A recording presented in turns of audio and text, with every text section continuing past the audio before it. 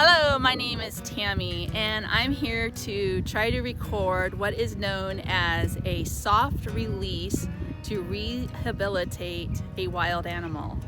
I am a volunteer for the Fresno Wildlife Rehabilitation Center, and I have been honored to be able to take in 2 great horned owls with the goal in mind to release them when they have grown up and they've met certain requirements to be able to live in the wild and survive, hopefully survive. The mortality rate is super high. I'm hoping to give them a leg up by basically raising them for 6 months almost, and then spend a few weeks, well actually spend those 6 months training them to live in the wild, with the last 2 weeks actually preparing them for their release.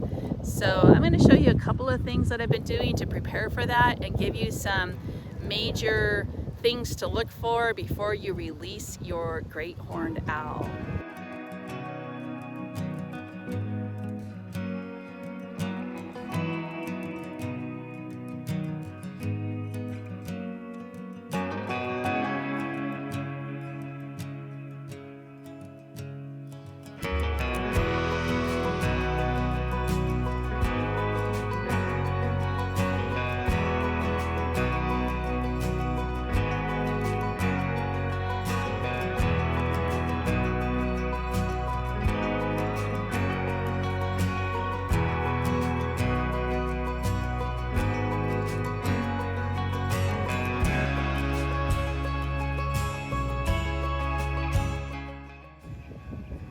I'm probably standing in the way. Right there is the enclosure. I have about 15 feet of shelter space and another 15 feet of aviary.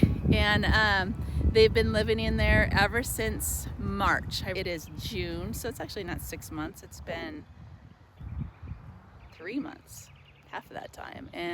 But they've been born since January, so they're at least 6 months old. I think that's where I got the mix up. Anyway, so let's take a look.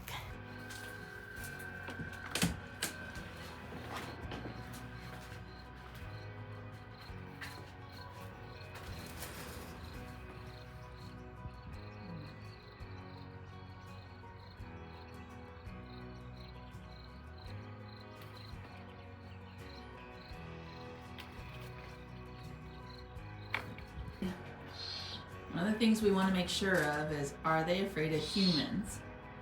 So, as I get closer, they're like, leave us alone. Let's see if there's any clanking. Yep. I'm out of here. Yep. Bye. So, yes, I would assume based on their attitudes, they are afraid of humans. Okay, let's also check. Are they healthy? She's like, don't get too close. Yeah, so they're healthy. They got good talons, good beak, good cere. All their adult feathers are in. They even got their plumy horns. Yeah, they're looking pretty good. Okay. So like I said earlier, this is the enclosure. You can see the aviary. There's about 15 feet of that, and then there's actually 12 feet of the shed. And it's pretty hot here in the Central Valley, so we have natural shade with the trees, but I gave some extra shade with that shade canopy, and then we're actually growing some trees because we want to use this for future animals. As you can see inside, there's some branches on the ground because they grew up learning how to fly by launching off of those branches. Actually, they've been hopping around on the branches first, and then eventually they work their way up to that perch. A couple of stumps right there. But this is the main thing we're going to really focus on, is the feeder. That's where I've been putting live prey, and I've actually been feeding out of that tray, or one like it, for the last 2 months. So that's where they have been getting their food.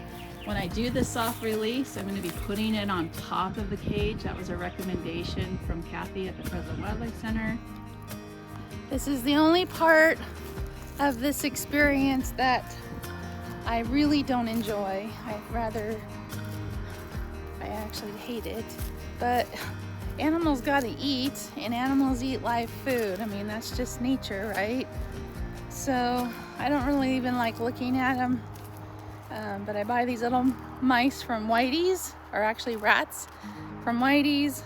I put them in a nice box and give them a lot of good food like cheese and crackers and a lot of vegetables. And then when it's their time, we give them to the gray horned owls. So tonight I'm going to be putting them in the box and we'll see what happens.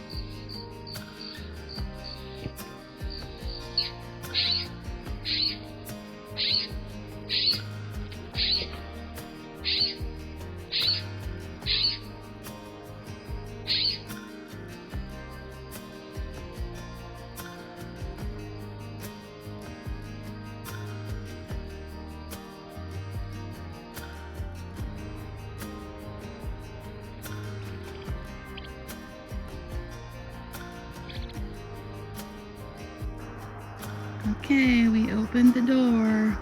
We opened the door so the two birds can fly out. We'll see how it goes. I left 2 huge rats in there for them to chow down on. We'll see if they are still in there in the morning.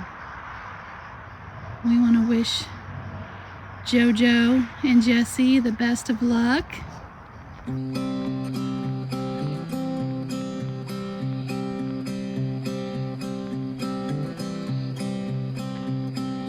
Clouds and thunders standing in my way. I must try to figure it out anyway. Songs of worries traveling with the storm, but I must try to figure it out alone. Yeah, I must try to figure it out alone.